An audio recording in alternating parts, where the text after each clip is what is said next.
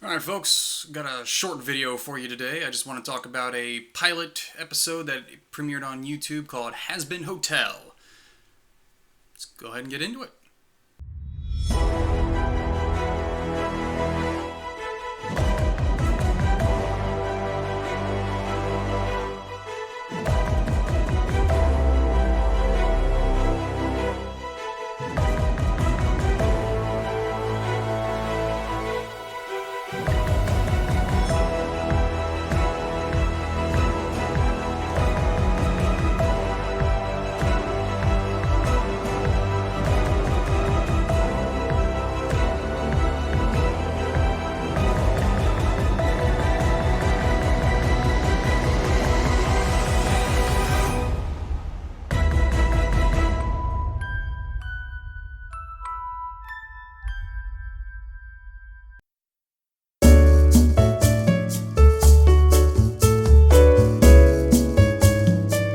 The idea is hell is overpopulated. Every now and then, in order to curb the overpopulation, if I understood things correctly, there's a big purge where souls are erased from existence. Charlie is the princess of hell, and out of concern for the lost souls, has decided to open up a hotel as a rehabilitation clinic of sorts to send reformed sinners to heaven. Well, this is hell. It's full of drug addicts, drunkards, perverts, and other unscrupulous citizens. She's got her work cut out for her. So that's the broad view. Into the episode specific, it's the pilot origin of the hotel. We're getting a microcosm of what I mentioned before with a pair of warlords or gang leaders or whatever they are fighting for territory. Meanwhile, Charlie is finally getting onto the news to talk about her new hotel mentioned earlier. Being that the fine folks of hell are the most unsavory, unlikable, unsympathetic a-holes this side of CNN, she is laughed out of her presentation when, wouldn't you know it, her first hotel guest for rehabilitation is out rampaging in the streets. Dejected, Charlie, her guest Angel Dust, and her friend Vaggie, yes, I had to do a double take to see if I heard the name correctly, which I'm still not sure I did, head back to the empty hotel. She has a little heart-to-heart with an answering machine and is then met by the radio demon Alistar. He's not a radio that is a demon, that's just his moniker. Anyway, the radio demon volunteers his services because he's bored and wants to see demons fail to rehabilitate for the lulz. And thus the stage is set for Hazbin Hotel. First and foremost is Charlie. I like Charlie. She's the heir to the throne of hell and is the heart and soul of the show. She genuinely wants to help people. It's just the people she wants to help are all horrible. Take care to notice she's also the brightest and in a sense most innocent. And I mean brightest in color. Among what appears to be the main cast of the hotel staff, she's the least dark in color tone. She's full of brighter whites and blonde hair and rosy red cheeks.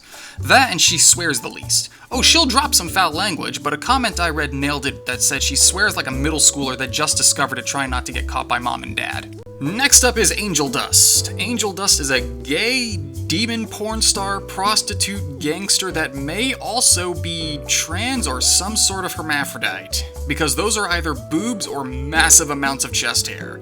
He's the first official demon to enter rehabilitation, but being the opportunist he is, he was only using it for free room and board. He's easily the most offensive character in the cast so far.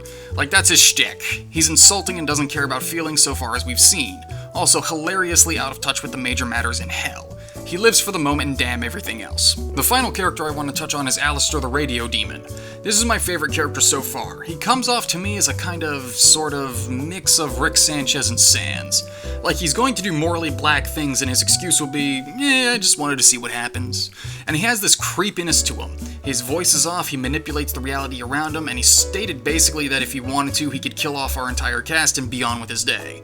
I'm pretty sure he's got ulterior motives. Either benevolent or evil. I don't hold my breath on his explanation that he's just bored is why he wants to help.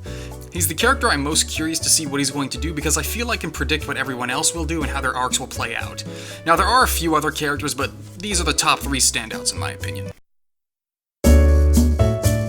Now I am the last person who should be taken seriously when considering art critiquing. If my old cartoon character didn't make it clear, I'm a pretty terrible artist, so take everything I say with a grain of salt. But I really like how the characters and background look in this. It works fantastically for the series. They're in hell, so while you have humanoid creatures that bear a resemblance to normal people, they're twisted and mutated or sometimes outright animalistic. But at the same time, they have the big expressive eyes and soft limbs like a children's cartoon because we're supposed to be having a fun time watching this. It works out great.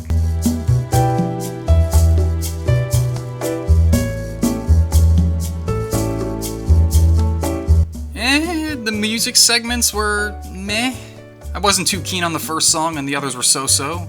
You know, sometimes you hear songs in a movie or TV series and you go and download it or whatever you do and listen to it nonstop until you're bored of it. It's either so good to listen to for being catchy and pleasing, or it's just meme-worthy. Or it could be both, like Afternoon Delight from Anchorman. And this is all just personal taste, obviously, but the music didn't stick with me for either reason. In fact, I'm a little worried there's going to be music segments in every episode. I think we've seen what can happen.